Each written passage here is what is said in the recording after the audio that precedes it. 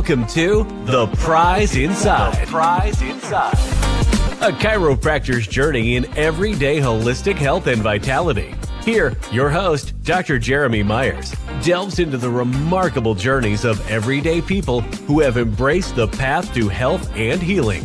Through his practice, Dr. Jeremy encounters inspiring stories of profound transformation and the power of true healing within each of us. Stay tuned as we discuss various holistic topics and unlock the healing potential that lies within us all.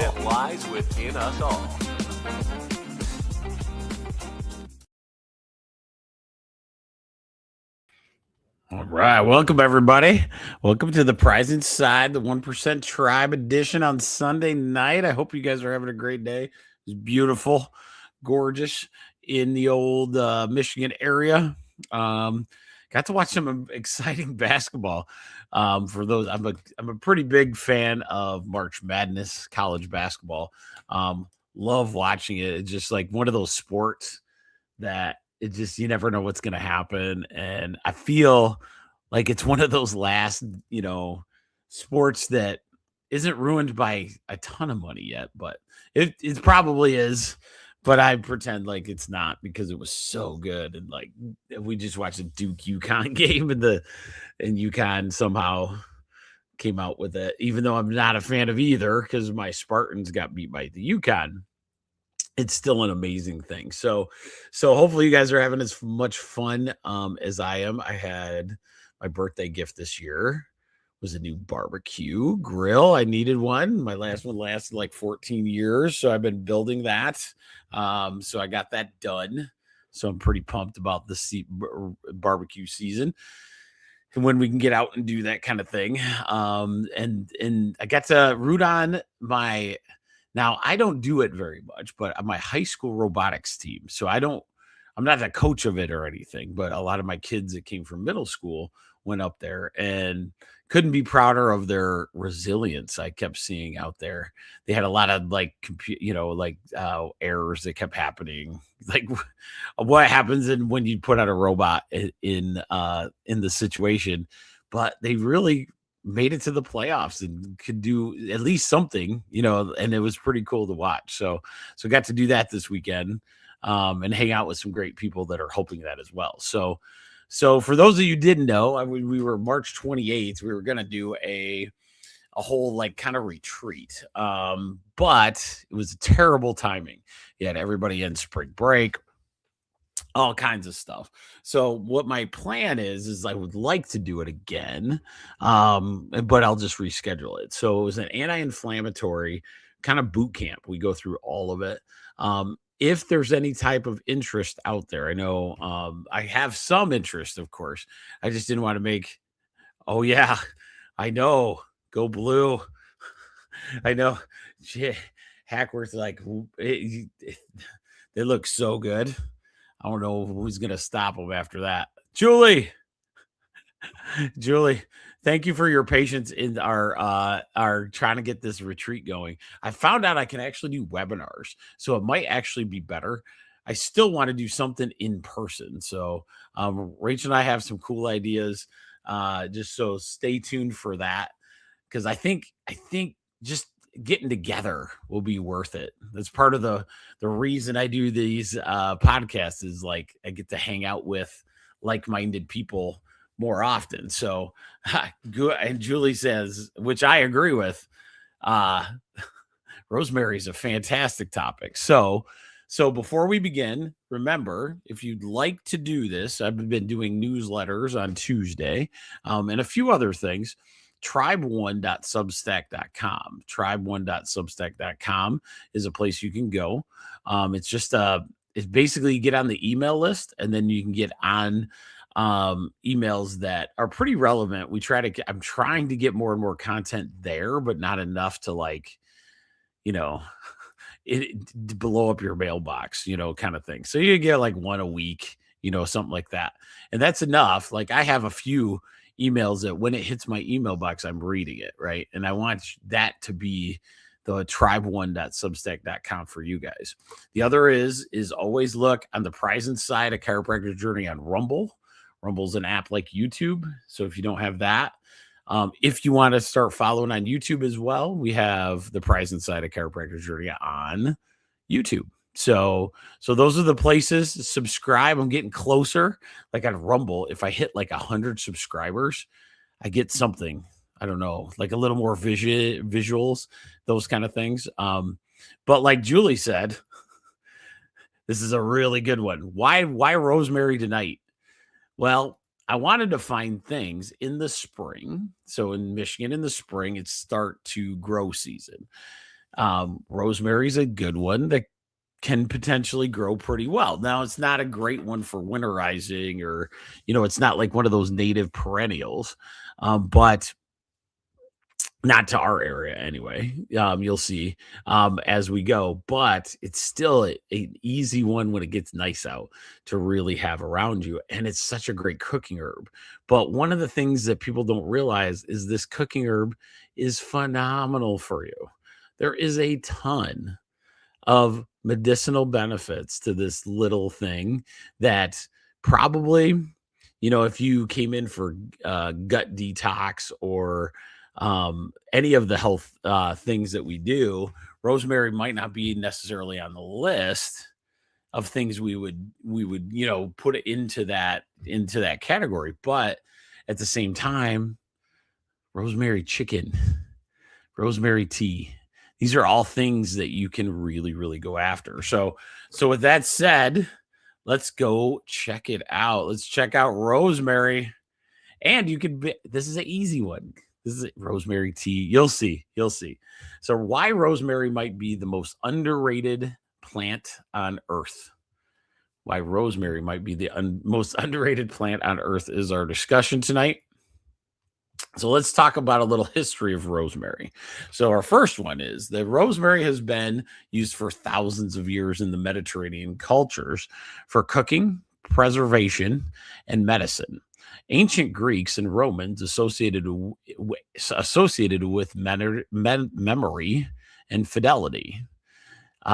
Students wore garlands during exams, and it appeared in weddings and funerals. Folklore often links it to protection, remembrance, rosemary for remembrance from Shakespeare's Hamlet, and even love or warding off evil. It's a hardy plant that thrives in dry, sunny conditions, symbolizing resilience. Okay, so that's kind of the history of it in a nutshell. I don't want to get so deep. Some of these nights I've gotten a few going, like a little too deep there. So culinary uses. Let's talk about that. So the culinary, it's a versatile kitchen staple. So it should be in a lot of kitchens, no matter what. And I'll tell you a couple ways I use it other than the ones that we're getting into. Its woody stems and leaves flavor roasted meats, especially lamb and chicken, potatoes, breads, soups, marinades, and infused oils or vinegars. It acts as a natural preservative in foods due to its antioxidants, helping prevent oxidation and microbial growth. Fresh leaves offer a brighter aroma. Dried ones provide concentrated flavor and longer shelf life. It's generally recognized as safe by the FDA when used in typical food amounts. Okay. So, like if medicinal, we'll talk about that in future ones, if there's a medicinal property, but typically your food grade, spicing up meals is a really good place to start. So what we want to go over tonight is and most of the time, is what activates it. I don't want you to just know what rosemary is, but what is the key ingredient? Sometimes it's nice to know if it's got a bunch of antioxidants for inflammation, or, lots of phytochemicals that do a bunch of different things. If you didn't see, hopefully my interview, Julie, let me know in the chat too, by the way. If you watch that interview, I was real worried about the sound quality. So if you were able to hear her, Kirsten, well enough, I'm going to try to fix that if the sound quality wasn't good enough. But so Kirsten was saying, like, she was the Kirsten Shockey. If you didn't know, I interviewed her. She's written 5 books on fermentation. And it was fantastic. She's out of Oregon, so it was really cool to actually be able to interview her. But in fermented foods, it's not really about the probiotic piece is the one that everybody's talking about, and it's amazing. So, like, one fermented food is the same if you taken like 4 probiotic supplements in the store, right? So that's why it's definitely worth getting fermentation into your life. One of the things that they're finding though is there's so many phytochemicals that are really, really good for you by doing it that way. So that's what I want you to concentrate on when you're looking at herbs in a general sense, is like, what can it do? When you look at it, like, okay, what you don't need to know what the names are or anything, but what is in it. So right now we know some good antioxidants are in there, right? So rosemary's benefits stem from their rich phytochemical profile. Carcinic acid and carnosol. These are powerful lipophilic, fat-soluble antioxidants and anti-inflammatories. Okay. Carnosinic acid is especially abundant in young leaves and protects against oxidative stress. Big deal, right? Oxidation is to our cells is it ages us, right? Because it beats up on the cells. Think of rust. Rust is oxidizing metal. So we don't want that rust to happen to our cells, right? Rosmarinic acid is a water-soluble compound with strong antioxidant and anti-inflammatory and antimicrobial properties. One of the reasons rosemary is really, really good in there. A lot of your cooking herbs, guys, ton of them have a lot of medicinal property. We just don't herb up our food as much as we should. On special occasions we do, but let's start doing it on a regular basis. Essential oils. So rosemary is a really good essential oil too. So it has eucalyptol, alpha pinene, camphor. Camphor is a really good one for ligaments and stuff. And borneol, contributing to its aroma and effects on focused breathing. So this one is one of those herbs that we're going to talk about that really come in handy as an essential oil. Okay.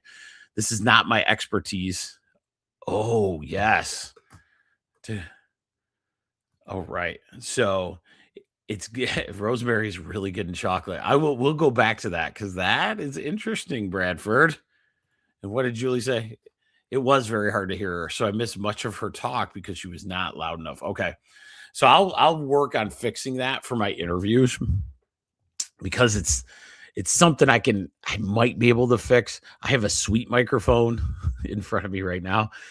So yeah, sometimes what's crazy is sometimes being on your cell phone is actually better. When Amy would do these with me, she came through loud and clear a lot of times, or if my brother Ryan does, because I make them get on their cell phone. So I might start making that happen. Weirdly, that's better. But anyway, some other notables that are coming in there is flavonoids. Flavonoids are a fantastic, just chemical within these herbs that are really good. The vitamins and minerals. So you have rosemary has iron, calcium, and vitamins A, C, and B6. Okay. So that is awesome, right? So these compounds work synergistically. The extracts or the whole herb often outperform the isolated parts in studies. So this is one, if you grow it, okay. So if you grow it and you produce it yourself, you probably are going to get more benefit than, the isolation piece in, like how they isolate different. So you have isolated like the flower petal, the root, the stem.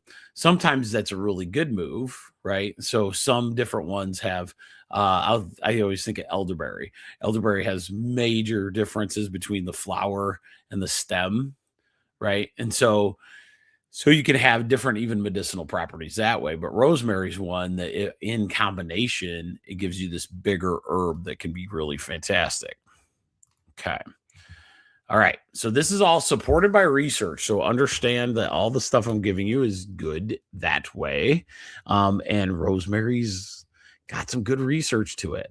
So this is pretty cool. Most evidence comes from lab, animal, and human studies. Rosemary shows promise, but like they want to make sure you know it's not a cure-all.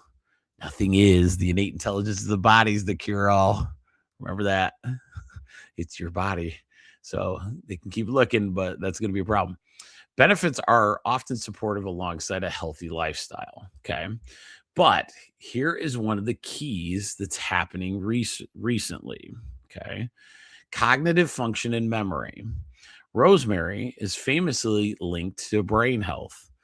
Inhalation of essential oils or consumptions of leaf powder has improved memory speed, quality, and alertness in some trials. Older adults, especially, and some students. So having rosemary around, well, let's say if you got a student in school, maybe rosemary something you get them that scent. Maybe get some essential oils going in the room, or those kind of things.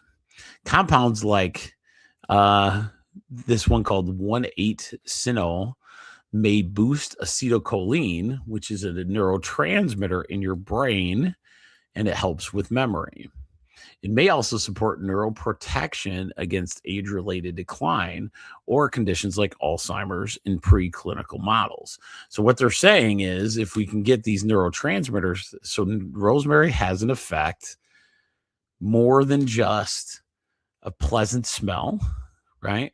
Where you put a smile on your face, but it actually could help with releasing neurotransmitters. And neurotransmitters is something we want to be active throughout our life because that's the electricity essentially of your brain and nervous system. So we have antioxidant and anti-inflammatory effects. Rosemary's compounds neutralize free radicals and reduce oxidative stress, potentially protecting cells, liver, and blood vessels. Okay, so big thing always when you're looking, antioxidants are always a good thing that you'd want to take because of the protection. It's kind of, I always think of antioxidants is like you treat metal, right? You put like paint. Let's say you put paint on metal to protect it from rust. How does rust happen? You sit it out in the environment, it becomes oxidized.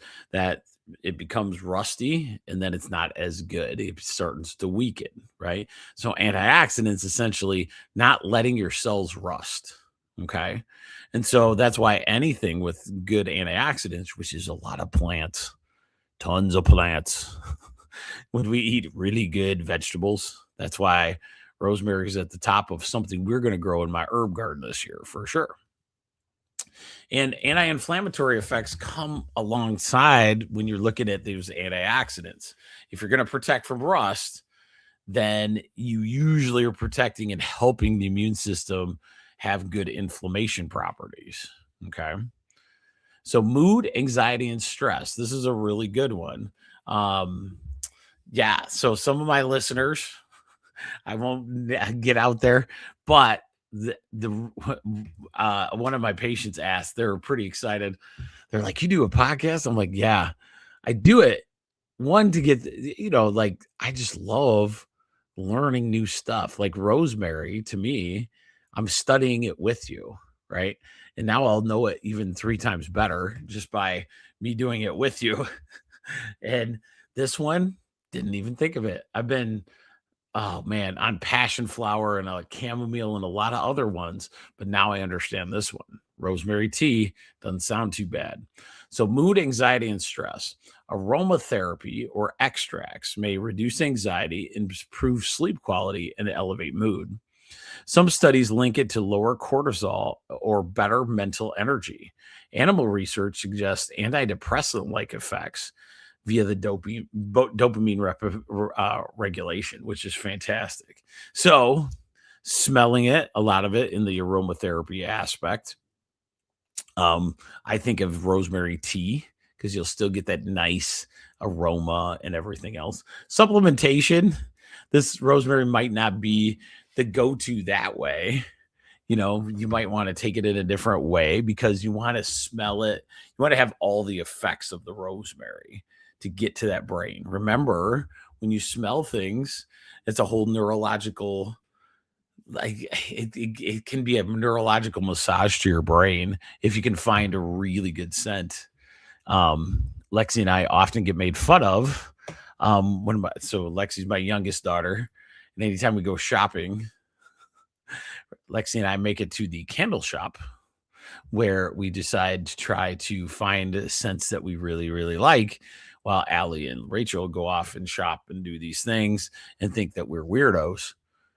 But we find some good scents. Sometimes it's a little overwhelming when you do too many candles, but we're probably the only people that have.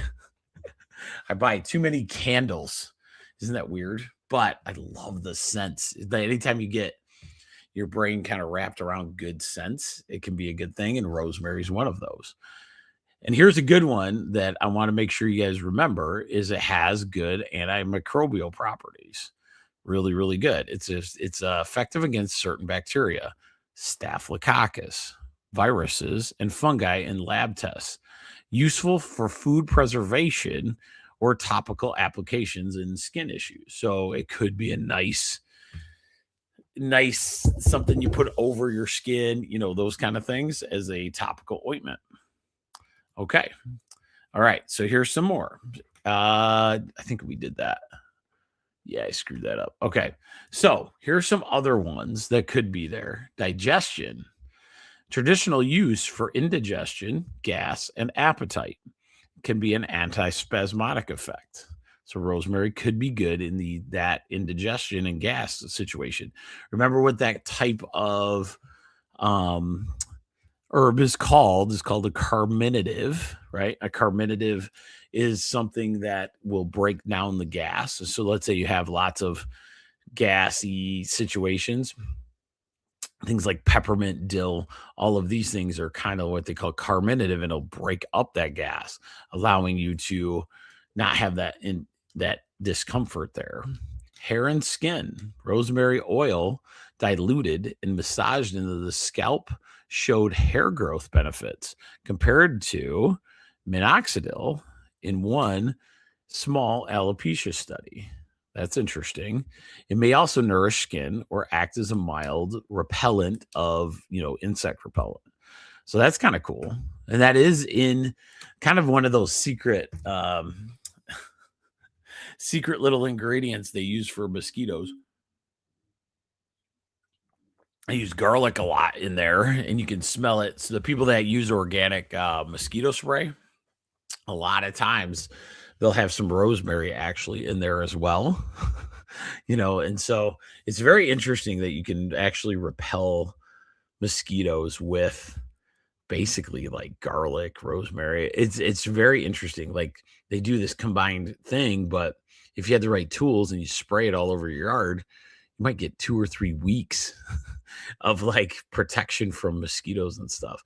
Blood sugar and metabolic support.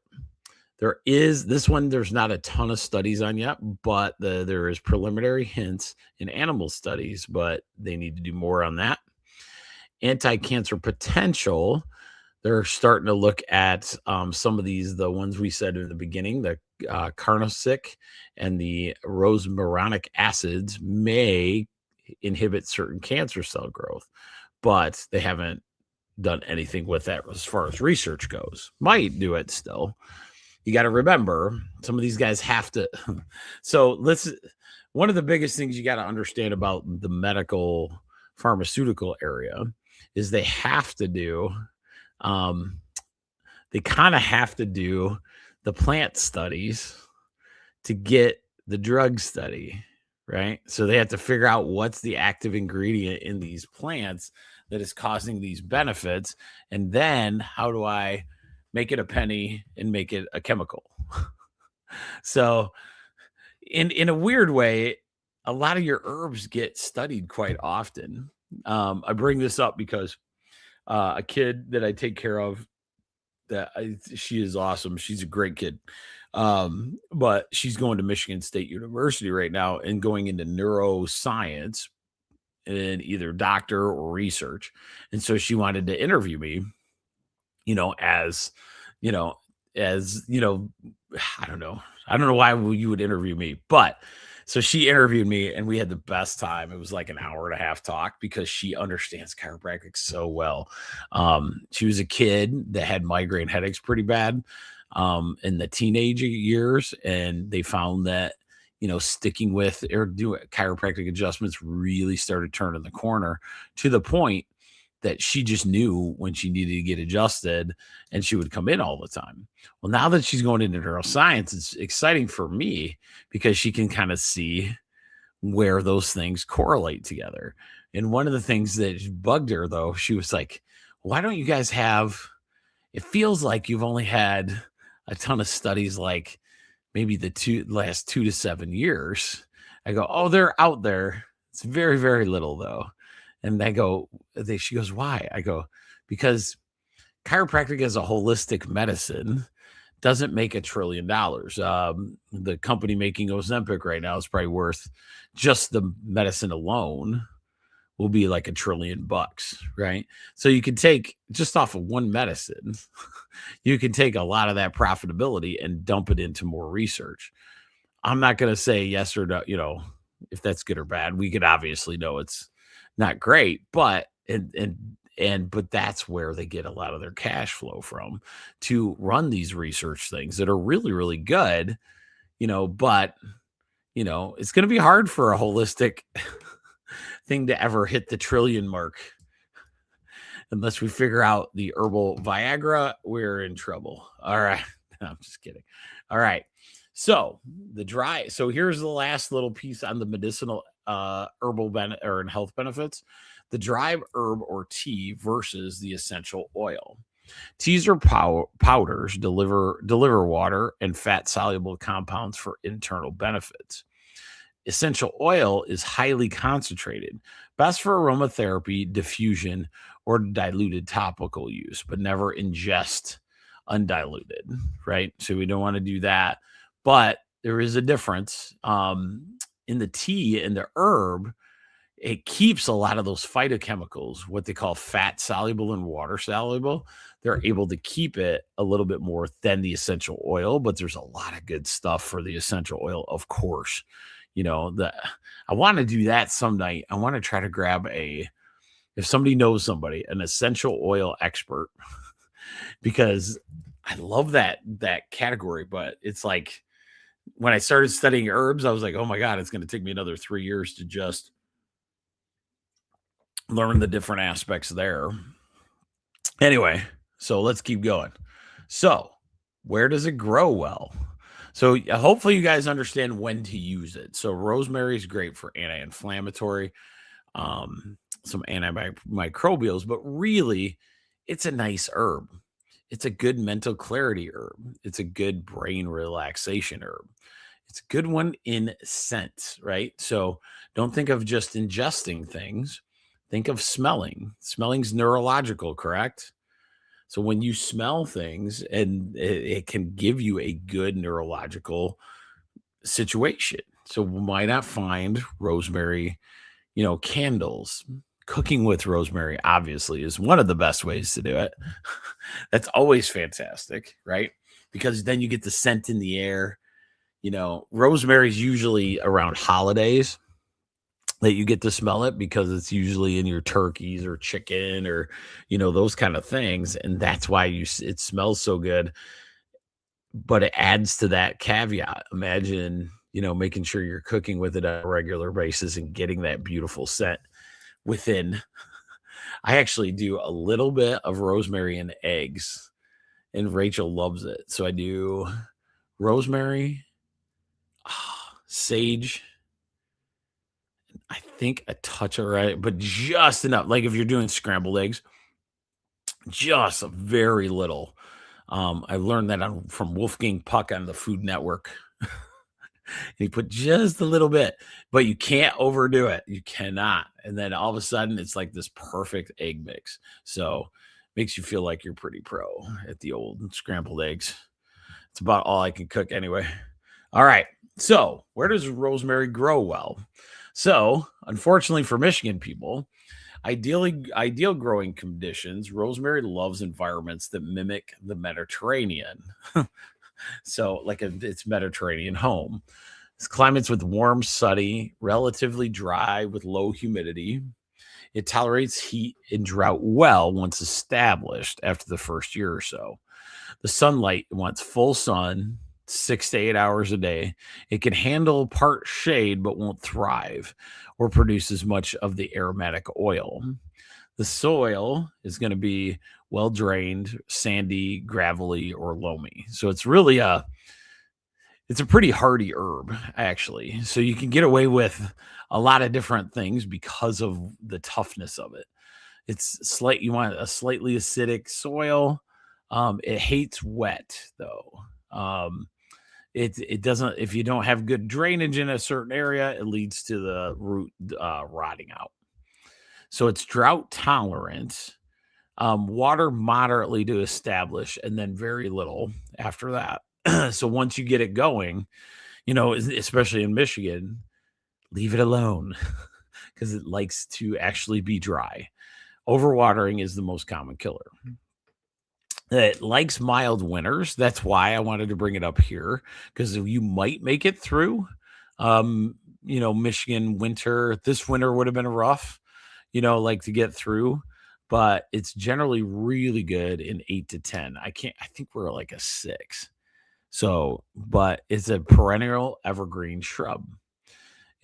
Some cold hardy cultivators can survive in zone 7 or even parts of 6 with protection. So we just want to make sure if you plant that rosemary, you're going to protect it in our winters around here. Okay. So that's the biggest one. All right. So that's where it grows well. Okay. So this is kind of how we would take the rosemary, right? And we've kind of discussed that as we go. This is not going to be your traditional, take this many milligrams, whatever, because aroma matters.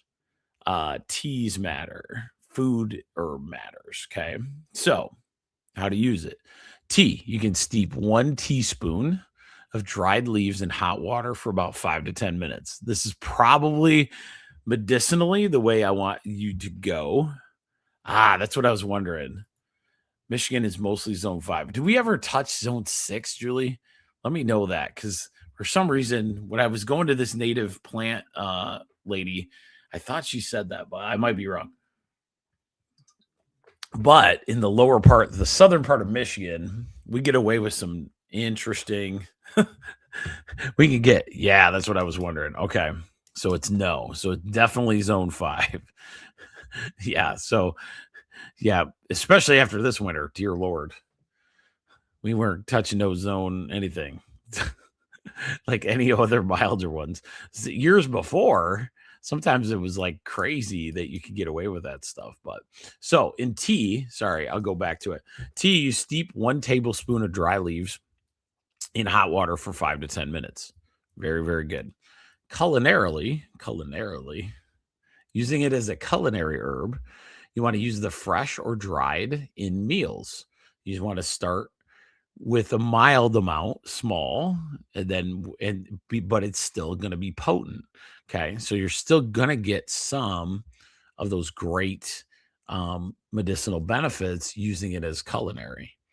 Aromatherapy, diffuse the essential oil or inhale from the actual stuff. So that could be where the aromatherapy type stuff can be huge in why? Because our olfactory, our sense is sense.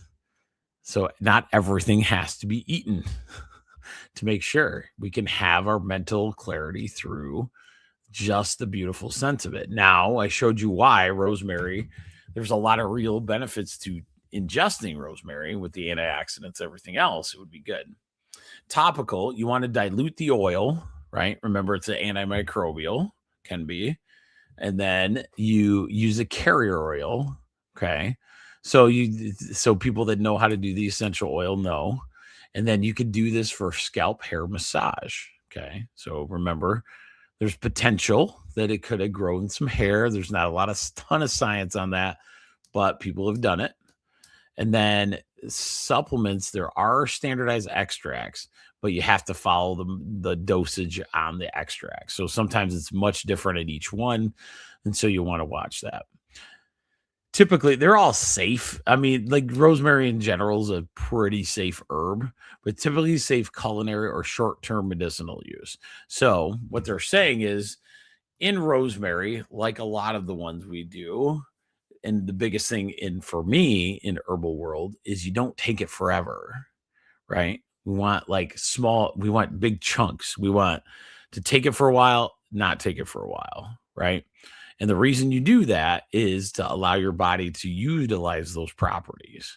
Okay. And it keeps you away from any weird side effects. If you're eating, all rosemary all the time, do you get into the medical problems or whatever? Up to a few grams of dried leaves daily. And then if you want to go into the therapeutic doses, that's when you talk to me. Okay. It's generally safe because of the food, especially in food grade stuff. Large amounts, huge amounts, can cause some vomiting, stomach upset, kidney irritation, or increased sun sensitivity, which can happen. Allergic reactions like redness, skin reactions are possible. So that's why this one's not perfectly safe like a chamomile. Okay. So who should be cautious is pregnant or breastfeeding people, women. Avoid doses due to the kind of menagogue or the different effects of the cholagogue type situation where it can get organs activated. Those with bleeding disorders, epilepsy, or blood thinners on anticoagulants. So they haven't seen any interactions, but they always say like there could be theoretical interactions, which tells me they're just covering their butt. That's why if you take it on a regular and want to do it as a therapeutic medicinal thing, then talk to somebody about that before you do that. So because high doses can affect blood pressure or interact with medications. So you want to check with a doctor. Essential oils, you always want to dilute it. And you don't want to ingest an essential oil unless you have professional guidance. But it's super low risk. It's pretty low risk. They just, they're not sure yet because they probably haven't done the major safety study type stuff. But it's a pleasant herb with growing scientific backing for what? Tonight, it's about the mental health, right? So the mental health is the one that they've done since the Roman times. Okay. And so that's where rosemary has a really rich history. And for me, not only the mental health aspect, but the antioxidants, the anti-inflammatory support. So that is amazing. Okay. So now we go into a fun part where we go into some recipes for the night. And if you guys have any questions coming in, let me know. I'm glad everybody came to hear about rosemary, which will be fun. It adds something. So think about that, like everything in health, right? So 1% Tribe, we constantly are looking to improve who we are based on the health and wellness of who we are. Okay. And one of the neatest things about the 1% Tribe is that 1%. This one's pretty easy in the sense of adding rosemary to some really good teas, food. Every time you add rosemary, to chicken, which we'll talk about.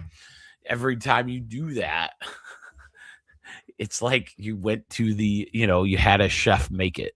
Okay. When you herb up your food, you probably make stuff better than the restaurants. Okay. So just remember that as we go. So my first one is rosemary tea. So rosemary tea, it's very easy. But it's a great medicinal entry point. So this is a great cognitive relaxation. It's a nice, like chamomile is a good one like that, but easy to brew. So ingredients are, it makes 1 cup. So you make 1 teaspoon of dried rosemary leaves, right? Chop up and make sure they're fresh. teaspoon of dried rosemary leaves. That's the dried, or 1 to 2 teaspoons of fresh with chopped. Okay. So once you grow your own rosemary, now we do that. We do 8 to 10 ounces of boiling water. And then you can add honey, lemon slice, or a pinch of mint for a milder flavor. Place rosemary tea in the infuser directly into the teapot, like my tea thing that I have. You could do that. Pour the boiling water over it, and that's called steeping, right? And then you leave it for 5 to 10 minutes. The longer you steep it, the better you do. So usually minimum of 10. 10 minutes is where I'm at most of the time. You can strain it or create your own tea bag, that kind of thing. And try to drink 1 to 3 cups per day. All right. But mental clarity, soothe bloating, those could be 2 pretty good ones for a rosemary, especially the mental clarity. So this is one that I'm going to look for because I haven't tried some rosemary tea. Should be one of those staple ones you'd think, but I have not tried it. So what is this? No, I didn't knock that one out. Oh, I didn't take what? Okay, so this is roasted veggies. Okay, this is my golden. Ignore the title. So what I do is I copy and paste my old herbals ones, and I always forget something in there. Okay, so these are actually the rosemary potatoes. Okay, so I haven't tried this. So I'm a huge sweet potato fan. Potatoes itself have a lot of sugar, a lot of starches. However, still delish, right? So potatoes are really, really good. Depends on where you're at and all your dietary needs. But so here's what they do with their rosemary. So they use 1.5 to 2 pounds of small red Yukon Gold potatoes, halved or quartered. So 2 to 3 tablespoons of olive oil, 2 to 3 tablespoons of fresh rosemary, chopped up and dried, 3 to 4 garlic cloves, minced and mashed, salt and black pepper to taste. And then if you want to, you could add a little zest of 1 lemon or a little lemon juice. And then you preheat your oven to 400 to 425 degrees.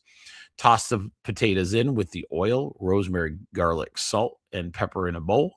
Spread to a thin layer on a baking sheet. Roast for 35 to 45 minutes, flipping them halfway until they're golden crispy. If you want to, you can add a little Parmesan in the last 10 minutes. Toss it also with green beans, and it's delish. But one of the things that Rachel makes that is ridiculous is very similar. We will do that with different variety, not just your heartier vegetables. So we'll use sweet potato, we'll use carrots, we'll use all these different things, and we'll actually do that, chop and quarter veggies on a baking sheet, go 4 to 425, 30 35 minutes, a little oil on the top. I know it's not great to heat up your olive oil, however, it's delicious. So then you put on your herbs that you want. I beg her for this stuff. It's a great way to use a lot of things in the garden that are really hardy in Michigan. Okay. So like a zucchini, you could add, just chop and quarter. I'm trying to think of other vegetables she uses. Lots of different ones. The Brussels sprouts, another Brussels sprouts is added in there as well. But that is essentially how she does that. We call it roasted vegetables. And it's just a myriad of different veggies. She puts it in that thing, and then you just take we do it as a protein bowl. So like we'll take all these, we won't have regular potatoes, but we'll have all these different veggies. And we'll roast them like that with a bunch of spices. Rosemary could be one of those. And then once that happens, then we'll get burger or steak or whatever, and that will be your meal. It's very simple, but it's stuff straight out of your garden. So the amount of energy you get is, you can feel the energy. So that's why I wanted to put this one in, even though that's not the immune syrup. If you want to see that one, go back to echinacea when we talked about that. All right, so this one's the one that's pretty classic. It's sheet pan rosemary chicken. Sheet pan rosemary chicken and potatoes, the one pan dinner. So let's make it easy. All right. So this one it creates a savory, nice protein, and it's great for busy weeknights. So take 6 bone-in chicken, skin on chicken thighs or whole chicken, whatever you want to do, cut it up. Have a pound and a half of potatoes all quartered up. 3 to 4 tablespoons of olive oil. You could probably use something different if you want on that, because now we're finding out heating that up. But for now, olive oil. 3 to 2 tablespoons of fresh rosemary chopped. 4 garlic cloves. 1 teaspoon of dry oregano or thyme, which is another great one, right? Juice and zest 1 lemon, salt and pepper, and then you preheat the oven from 375 to 475 or 425. Mix it all together. Toss the chicken in the mixture. What else do it? Arrange it on the sheet pan and roast for 45 to 60 minutes until the chicken reaches 165 and the potatoes are tender and crispy. Baste with pan juices midway for extra flavor. So that's a good one for rosemary, right? So now we got rosemary tea, rosemary chicken, rosemary potatoes. Pretty standard stuff. This is the one I wanted to talk to you tonight about, though. This is kind of cool. I have a machine called the Levo. A Levo actually does this a little easier than what I'm about to go through. Sometimes you can get really good at infusing olive oil with some of these really good herbs, and rosemary is a really good one. If you, some of you've been to the restaurants where you have the little bread dipping sauce with the delicious herbs, it's like usually in an Italian restaurant or something, and we dip our bread into there, and you get the rosemary and it's just fantastic. So one of the ways to do this is make your own olive oil as like a dipping sauce or a salad dressing, right? And so that is where this one is. This is infused olive oil. So rosemary infused olive oil, it ties to the culinary topical uses like drizzling on bread and veggies. And or here's what's crazy, you can use it as a base for your hair and scalp oil if you do this correctly. So there's a simple stovetop method where you cook 1 cup of good quality olive oil and then 4 to 6 fresh rosemary sprigs, washed and thoroughly dried. So then you gently heat the oil and rosemary in a small saucepan over medium to low heat. You don't want to overdo it. Okay. That's the biggest thing with any kind of oil. Do not let it boil or let it smoke, or else you break down the oil completely. Remove from the heat and cool completely, but leave the sprigs in. Leave 1 in for aesthetics if you want to, and then pour it into a clean bottle. Store in fridge and use within a month. Okay. So a lot of times if you want to get that heat into it, but you don't want to break down the oils, right? So if you use it like cooking with olive oil is rough. Like let's say we used to do it all the time. You'd cook everything, in a frying pan with olive oil, right? Well, that's way too hot and it breaks it down and it actually creates almost essentially a seed oil. But by slowly heating it, getting it up to a nice, you actually are able, the oil actually starts sucking the goodness out of the rosemary, and you get a nice flavored olive oil. Okay. So if you don't like cooking it and taking the chance of that, you can place rosemary in a jar, cover it with oil, let it sit in a warm spot for 4 to 6 weeks. And you get almost like a fermentation, and you shake it occasionally.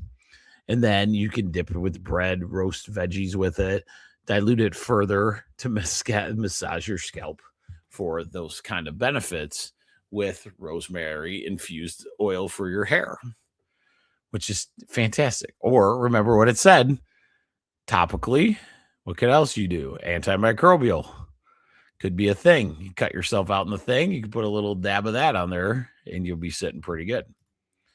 Okay, so with all of this said, tonight, I want you to try definitely getting into some rosemary action. You could see, especially the cognitive, the science is pretty cool. The science is showing, and it's trending pretty hard towards helping with them, like some of these like memory loss kind of conditions, like your Parkinson's, dementia, those kind of things. Maybe rosemary is a great way to go. One of the big things is tonight was a really good one, and not necessarily having to have it as a tea or a tincture, which I'm going to do a tea for sure. I want to try it, see how it goes as a rosemary tea. But it's one of those we could add to all of our day-to-day cooking at least once a week, something like that. And you start adding that to our 1% tribe. It's an herb that has medicinal value, that it just goes within your lifestyle. That's my ultimate goal with this whole podcast is let's make all of our moves working toward better health. And then once we get into that habit, it's amazing. Because right now, like after it takes a while to do this stuff, but Rachel made her first, well, this is her second. She's getting so comfortable with making sauerkraut, that lemon dill sauerkraut, that it was fantastic. Like it's like she likes the crunchiness of the red cabbage in the lemon dill sauerkraut. So she made her own, like one Saturday morning, right? That's the kind of cool thing that it keeps happening over and over again. Like as you learn things, making sure that you feel confidence, making dinner for your kids or making for yourself, getting out. But stay tuned on a few different things. One, we're going to pick a better date for that anti-inflammatory talk. Rachel and I have another idea we want to throw by everybody. I think it would be a blast. I don't know. We might do a first one where it's just a few of us getting on there, but we're thinking about doing some hiking like together as a unit, because Rachel and I love doing it, and I think it would be fun to see what we can do to explore things in the actual woods and see what that feels like, because it's coming, man. Mushroom season's almost here. So I'm like, man, maybe that's the way we go. We can find some place that has mushrooms and we can go on our own hike and quest and look not only for mushrooms, but maybe some spring herbs that might be out in our woods somewhere. That'd be pretty fun. So I'll keep you guys posted on that. Remember, Wednesday night, 8:30, we do Whole Health Weekly, where we break down all the trends that are happening tonight. Hopefully you guys enjoyed the rosemary stuff. Tons of benefits, ton of health benefits there. Harder to use unless you're using it in the culinary sense. But the aromatherapy stuff, maybe that's the kicker. Remember, we want to listen to good things. We want to taste good things. We want to smell good things. And all of these things lead to neurologically something in a better environment. So with that said, ladies and gentlemen, we shall see you on Wednesday night, baby. You guys have a great night and have a great week. Hopefully our spring is starting to come. It'll be a busy one, but it'll be worth it. All right. Take it easy. Have a good one.